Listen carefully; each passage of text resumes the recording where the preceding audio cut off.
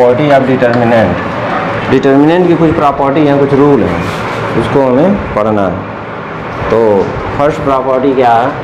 Number 1 first property,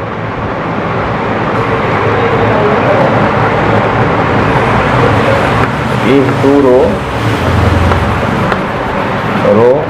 of a matrix are identical,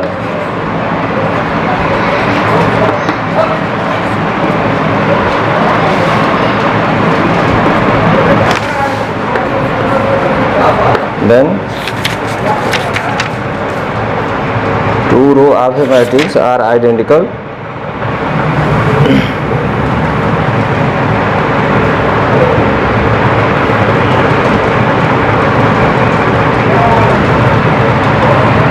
then its determinant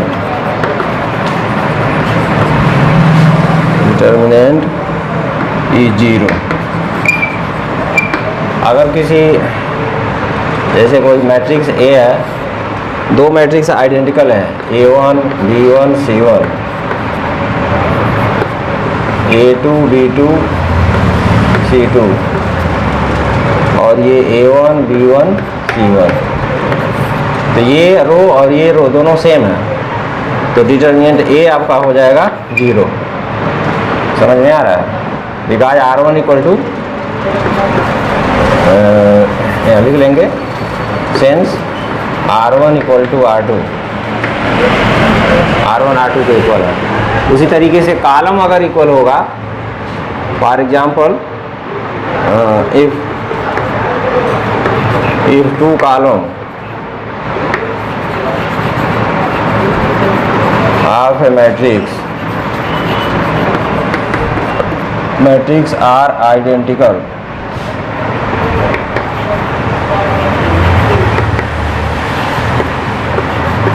then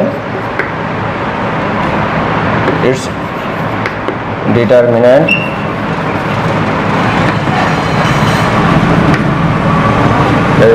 is 0।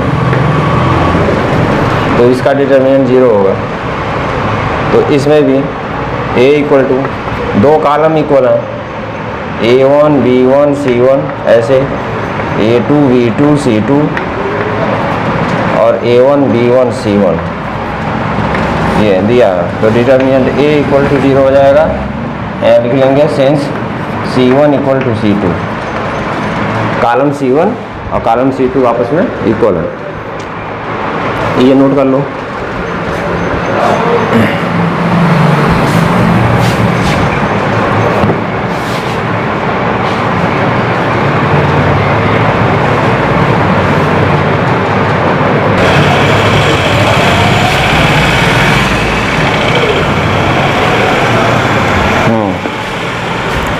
तीसरा property है इसमें, ये दिया हुआ है, यदि कोई मैट्रिक्स है A इक्वल टू, इस तरीके से लिखा है A1 plus alpha 1 B1 plus beta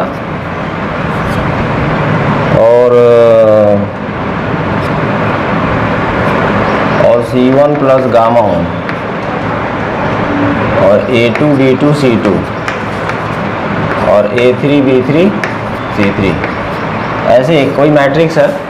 इसका डिटर्मिनेंट अगर हमें लिखना है तो डिटर्मिनेंट हम इसको अलग अलग लिख सकते हैं। इसको डिटर्मिनेंट आप लिख सकते हैं A1 plus alpha A2 A3 B1 plus beta 1 B2 B3 C1 plus gamma 1 C2 C3, ये डिटर्मिनेंट हो जाएगा। इसको अलग अलग लिख सकते हैं, ये दो डिटर्मिनेंटों के प्लस में हो जाएगा। ऐसे कौन कौन होगा?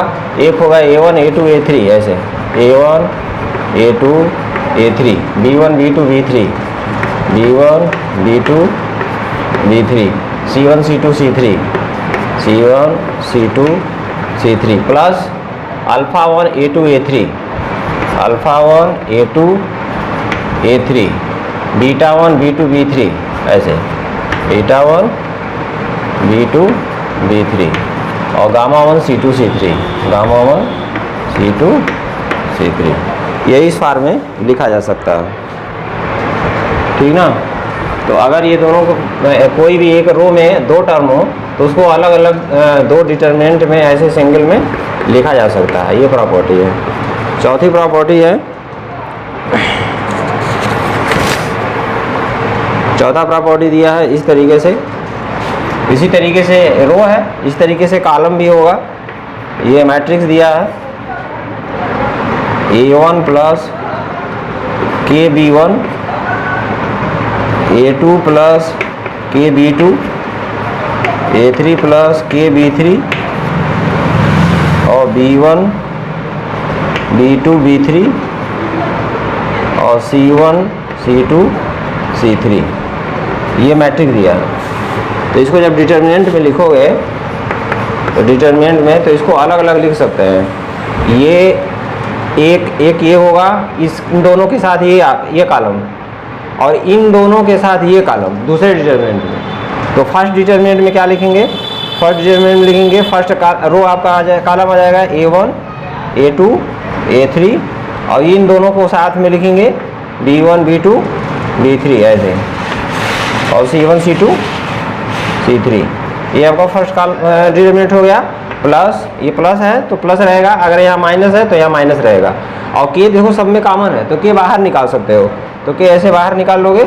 और उसके बाद जो है आगे वाले में ये B1, B2, B3 यहाँ आएगा, B1, B2, B3, B1, B2, B3 और C1, C2, C3, ये इस तरीके से ऐसे लिख सकते हैं। बात समझ में आ रहा है?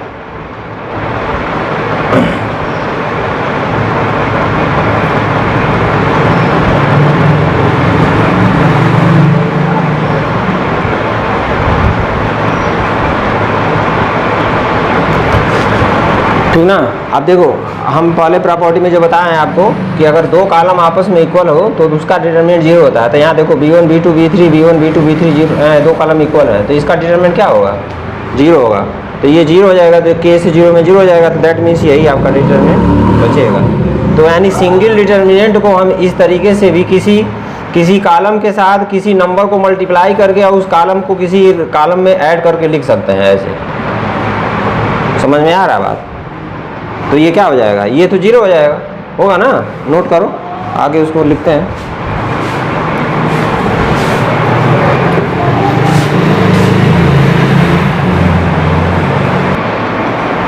इसमें देखो, अब इसमें हम क्या लिखेंगे, तो ये हमने लिख कर दिया। इसके आगे हम करते हैं नेक्स्ट, यहाँ से डिटरमिनेंट A इक्वल टू, ये आपका रहेगा A1, B1, C1, A2, B2, C2, A3, B3, C3, ये रहेगा। और प्लस की टाइम्स ये दो कॉलम अगर इक्वल हैं, एलिमेंट इक्वल हैं, तो उसका डिटरमिनेंट 0 होता है प्रॉपर्टी 1 से। तो ये आपका डिटरमिनेंट 0 हो जाएगा, तो ये कंप्लीट 0 हो गया। That means A1, B1, C1, A2, B2, C2, A3, B3, C3, ये डिटरमिनेंट A। यानी इसको ये जो लिखा था ये A1, A2, A3, B1, B2, B3, C1, C2, C3 के ही इक्वल है। यानी K times B1, B2, B3 क्या है, सेकेंड कॉलम को स्केलर, किसी भी स्केलर क्वांटिटी K से मल्टीप्लाई करके और A1 में हमने C1 कॉलम में ऐड कर लिया। तो जो हमारा डिटरमिनेंट मिलेगा उसका वैल्यू और ये डिटरमिनेंट दोनों सेम होगा, उसमें कोई चेंजिंग नहीं आएगा। तो हमारे यहाँ पर प्रॉपर्टी यही कह रहा है कि अगर किसी कॉलम को किसी स्केलर क्वांटिटी से मल्टीप्लाई करके किसी कॉलम में ऐड या सब्ट्रैक्ट कर सकते हैं, उसके वैल्यू में चेंजिंग नहीं होता है। उसी तरीके से सेम टू सेम हम किसी भी रो को किसी स्केलर क्वांटिटी से मल्टीप्लाई करके किसी रो में हम ऐड कर सकते हैं। इसी तरीके से सेम थिंग में हम इस तरीके से भी इसको लिख सकते हैं कि डिटरमिनेंट देखो, इसको हमने लिख दिया A1, B1, C1 और A2, B2, C2, A3, B3, C3। इसको हम लिख सकते हैं R1 में हम क्या करेंगे, R1 में K टाइम R2 को ऐड करेंगे।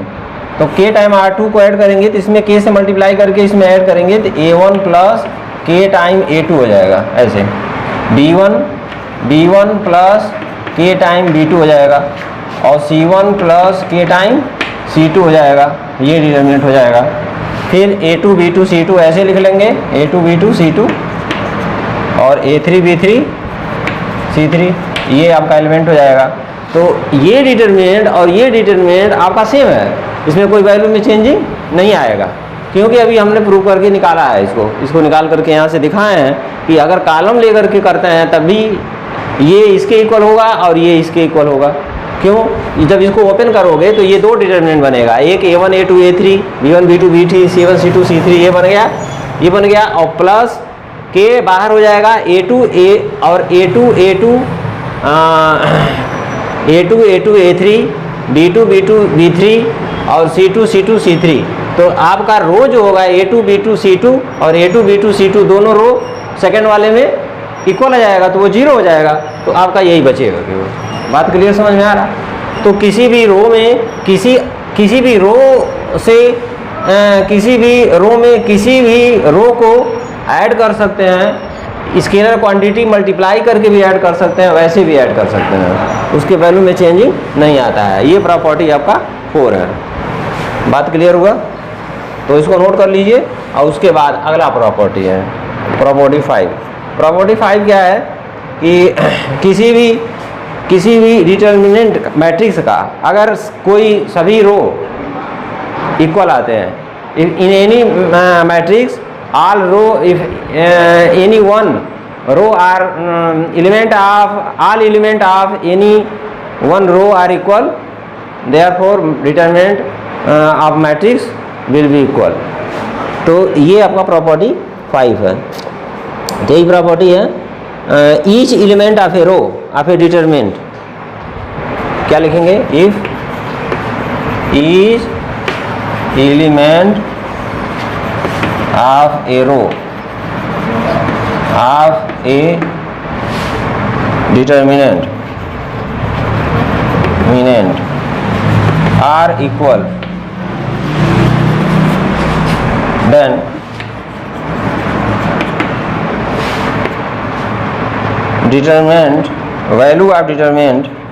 value of determinant इज 0, ये 0 होगा। इसको नोट कर लीजिए और इसको हम देख लेते हैं क्या है। ये A आपका है, ये सभी रो ये 0 0 0 ऐसे कर लो, A1 A2 A3 B1 B2 B3 और C1 C2 C3 ये दिया है। ये आपका मैट्रिक्स है। तो इसका डिटर्मिनेंट करेंगे तो क्या आएगा? देखो, इसका डिटर्मिनेंट करेंगे तो डिटर्मिनेंट A इक्वल टू क्या आएगा? ये 0 0 0 B1 B2 B3 C1 C2 C3, ये आपका 0 आएगा डिटर्मिनेंट अकॉर्डिंग टू प्रॉपर्टी 5। इसी तरीके से सेम वे में ऐसे भी लिख सकते हैं।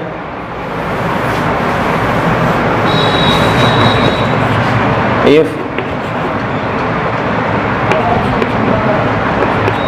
डिटर्मिनेंट A इक्वल टू कोई डिटर्मिनेंट है, उसके कॉलम सभी 0 हैं, एक कॉलम का सभी एलिमेंट 0 हैं और यहाँ पर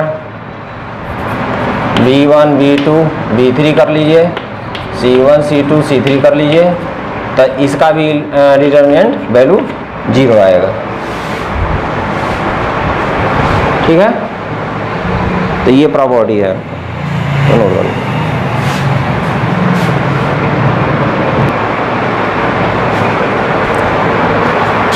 तो ये क्वेश्चन है B minus C C minus A minus B C minus A minus B B minus C A minus B B minus C minus A equal to 0 दिखाना है। तो ये डिटर्मिनेंट को सॉल्व करके हम 0 दिखाएंगे। तो क्या करेंगे? देखो, इसको हम डिटर्मिनेंट को लिख लेते हैं सॉल्यूशन में। ये डिटर्मिनेंट लिख लिया आपने, A minus C minus A minus B C minus A minus B B minus C A minus B minus A, ये डिटरमिनेंट लिख लिया और इक्वल टू। अब इसमें हम क्या करते हैं, कुछ एलिमेंट्री ऑपरेशन करते हैं। देखो कॉलम C1 के लिए हम काम करेंगे, कॉलम C1 के लिए हम कैलकुलेशन करेंगे, एलिमिनेशन एलिमेंट्री ऑपरेशन लगाएंगे। एलिमेंट्री ऑपरेशन में किसी भी रो को हम किसी भी कॉलम को ऐड कर सकते हैं। तो हम मान लेते हैं C1 कॉलम में C2 और C3 को ऐड कर लीजिए। तो C1 कॉलम में C2 और प्लस C3 ऐड कर लीजिए। तो C1 कॉलम के लिए हम एलिमिनेशन करेंगे और C1 plus C2 plus C3 करेंगे। तो C1 plus C2 plus C3 C1 column में लिखेंगे तो इसको हो जाएगा B minus C plus C minus A plus A minus B। थोड़ा सा स्पेस लेना पड़ेगा। 20 प्लस 20 यहाँ लिखेंगे B minus C plus C minus A plus A minus B, ऐसे। और ये हो गया 20 प्लस 20 हो जाएगा C minus A plus A minus B plus B minus C, ऐसे। और इसका हो जाएगा A minus B plus B minus C और प्लस C माइनस A, ये इतना। और इसको तो आप वैसे ही नोट कर लेंगे, इसमें कोई चेंजिंग नहीं आएगा, C माइनस A, ऐसे। और ये A minus B minus C और C माइनस A। अब इसमें देखो ये जो है, इसमें ये B भी कट गया, C कट गया, A कट गया। यहाँ भी देखो C कट जाएगा, B कट गया, ये इसे कट गया, ये सब कट जाएगा आपस में। तो क्या हुआ, ये 0 हो गया, ठीक है। C minus A minus B, C minus A, B minus C minus A that equal to 0। क्यों? क्योंकि किसी भी डिटरमिनेंट का अगर एक कॉलम के सभी एलिमेंट 0 होते हैं तो उस डिटरमिनेंट का वैल्यू क्या होता है, 0 होता है। तो ये आपका 100 हो गया, यही आंसर हो जाएगा। आंसर लिख के छोड़ देंगे।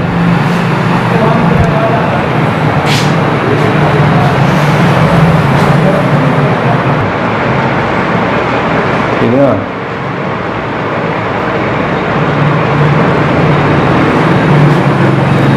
तो इसको कैसे करेंगे, ये क्वेश्चन दिया है, इसको इतना प्रूव करना है। तो लेफ्ट हैंड साइड लेंगे, डिटरमिनेंट का पार्ट लेंगे, डिटरमिनेंट का पार्ट लिख लो यहाँ, alpha beta gamma, alpha square beta square gamma square, beta plus gamma, gamma plus alpha और अल्फा प्लस बीटा। ये अब देखो इसके लिए एलिमिनेशन यहाँ देखो निकालना क्या है, alpha plus beta plus gamma.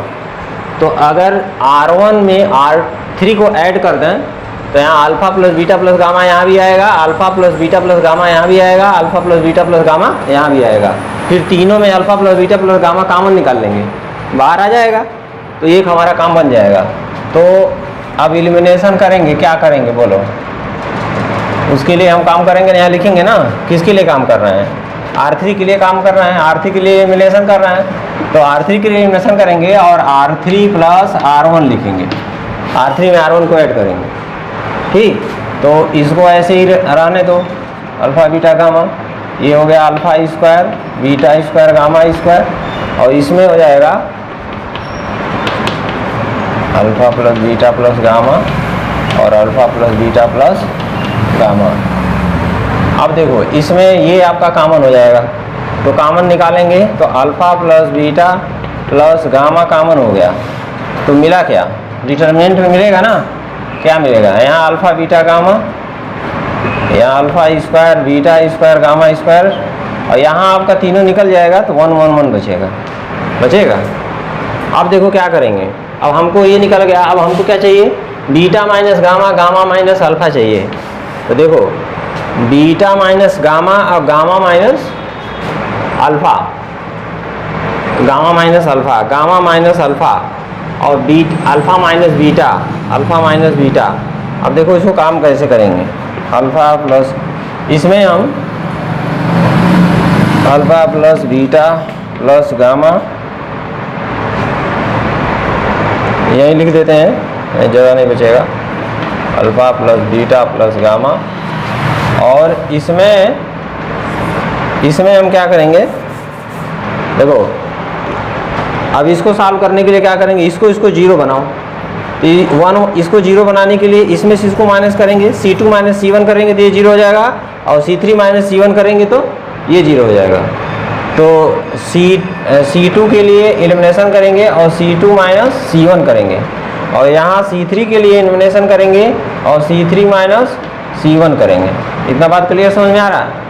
तो C2 माइनस C1 करेंगे ये C2 के लिए, तो ये C1 में तो ऐसे लिख लेंगे, C1 में तो चेंजिंग होगा नहीं, C1 के लिए हमने कोई एलिमिनेशन नहीं किया है, C2 के लिए एलिमिनेशन किया है, C2 माइनस C1 किया है। बीटा माइनस अल्फ़ा यहाँ लिखेंगे, बीटा माइनस अल्फ़ा, ये beta square minus alpha square हो जाएगा, ये 0 हो जाएगा, और ये गामा माइनस अल्फ़ा हो जाएगा, और gamma square minus alpha square, और ये 0 हो जाएगा। अब देखो क्या होगा, अब ये हो गया आपका alpha plus beta plus gamma.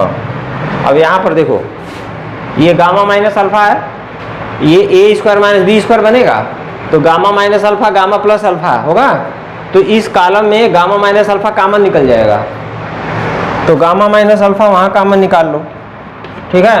और यहाँ देखो बीटा माइनस अल्फ़ा और बीटा प्लस अल्फ़ा यहाँ मिलेगा, a square minus b square formula लगेगा, तो बीटा माइनस अल्फ़ा और बीटा प्लस अल्फ़ा होगा, तो बीटा माइनस अल्फ़ा कॉमन हो गया, तो कॉलम में सेकेंड कॉलम में बीटा माइनस अल्फ़ा कॉमन हो गया, तो आपका डिटरमिनेंट क्या मिला, ये तो ऐसे ही रहेगा, इसमें कोई चेंजिंग नहीं हुआ है, और इसमें आपका मिल जाएगा बीटा माइनस अल्फ़ा निकल गया 1 हो गया, और यहाँ बीटा प्लस अल्फ़ा आपका बचेगा, ये 0 हो गया, यहाँ आपका 1 हो जाएगा, और यहाँ गामा प्लस अल्फ़ा बचेगा आपका, और ये 0 हो जाएगा, ठीक है। ये इतना हो गया।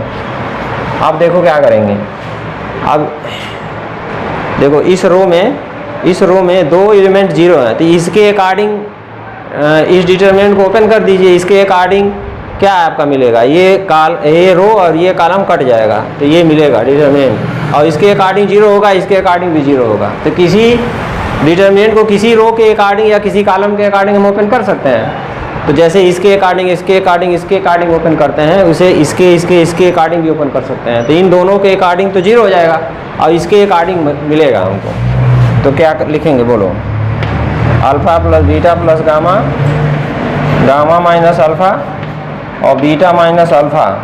और देखो अब इसके अकॉर्डिंग, अब ये किस पोजीशन पर है, इसका साइन भी देखना है ना, ये किसके पोजीशन पर है, a first row, second row, third row है, A31 है, तो A31 का साइन क्या होता है जब ओपन करते हैं, -1 पर पावर 3 प्लस 1 दैट इज -1 पर पावर 4 दैट इज प्लस, तो इसका साइन प्लस आएगा, तो आप जब ओपन करेंगे तो क्या लिखेंगे 1 इंटू प्लस 1 इंटू, तो प्लस 1 इंटू ब्रैकेट में, तो इससे जाने वाला कॉलम और इससे जाने वाला रो कैंसिल हो जाएगा, तो क्या मिला दिस माइनस दिस, यही ना होगा, तो इसका इसमें मल्टीप्लाई करेंगे, तो गामा प्लस अल्फ़ा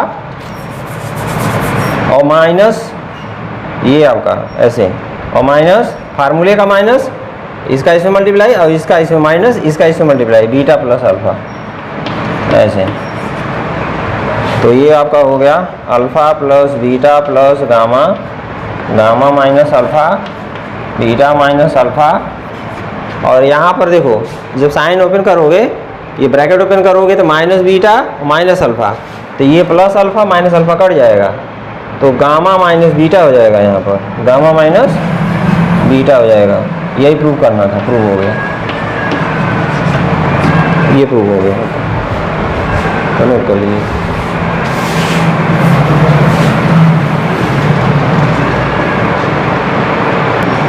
एक्सपेंड करना जानते हो कैसे करते हैं, तो ये विदाउट एक्सपेंडिंग इवेल्युएट करना है, तो विदाउट एक्सपेंडिंग कैसे इवेल्युएट करेंगे, एलिमिनेशन मेथड से करेंगे, तो कैसे एलिमिनेट करोगे, देखो 41 1 5 79 7 9 29 5 3 ये इक्वल टू, इसमें कुछ हम काम करते हैं, एलिमिनेशन का काम करते हैं, जो कि कुछ ऐसा काम करते हैं कि जो कुछ ये नंबर जो है कुछ कम हो जाए। देखो अगर ये कॉलम C1 है, C2 है, C3 है, अगर इसमें देखो यहाँ 41 है, अगर इसमें 5 से इस कॉलम में 8 से मल्टीप्लाई कर दें, 8 5 जा कितना हो जाएगा 40, तो 8 से मल्टीप्लाई करके और इसमें से C1 में से माइनस कर दें उसको, तो यह 41 माइनस 40 तो 1 हो जाएगा, तो यहाँ कम हो जाएगा। उसके बाद कम हो जाएगा फिर देखेंगे आगे। तो क्या करेंगे, C1 के लिए हम एलिमिनेशन कर रहे हैं और C1 माइनस 8 टाइम C3 कर दे रहे हैं। बात समझ में आ रहा? तो C1 में से देखो 8 टाइम 8 पचे 40, 41 में से 40 माइनस करेंगे 1 आएगा, आएगा ना। और 9 8 जा 72, 79 में से 72 माइनस हो जाएगा तो 7 हो जाएगा। और ये हो जाएगा 24, 29 में 24 माइनस 5 हो जाएगा। और ये कॉलम लिख लीजिए 175 और 595, ये इतना हो गया, थोड़ा छोटा हो गया।